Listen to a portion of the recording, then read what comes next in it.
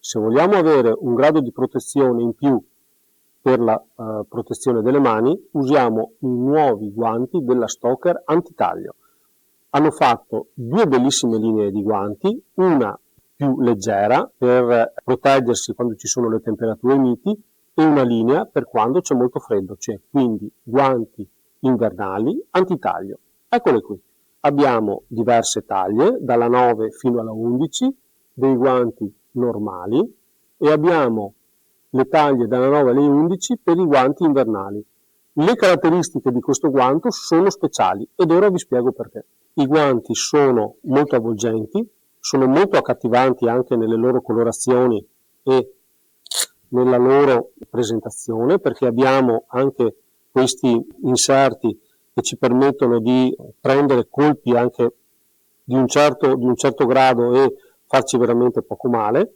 E i guanti sono fatti in questa maniera. C'è un doppio strato di fibra di aramide antitaglio che è posta nella parte dorsale del guanto. Okay? Dopodiché abbiamo il polsino regolabile in velcro, e questa non è una comodità da poco. Poi abbiamo il doppio strato di fibra di aramide antitaglio posto nei punti un po' più pericolosi, che è in questo punto qui. E sono in questi punti qui. Quindi aramide, doppia aramide, la parte del palmo è pelle di mucca e in più sono anche touch. Abbiamo, diciamo, queste finiture che se voglio mantenere il guanto e avere una maggior sensibilità per fare, che ne so, rispondere al telefonino, lo posso fare.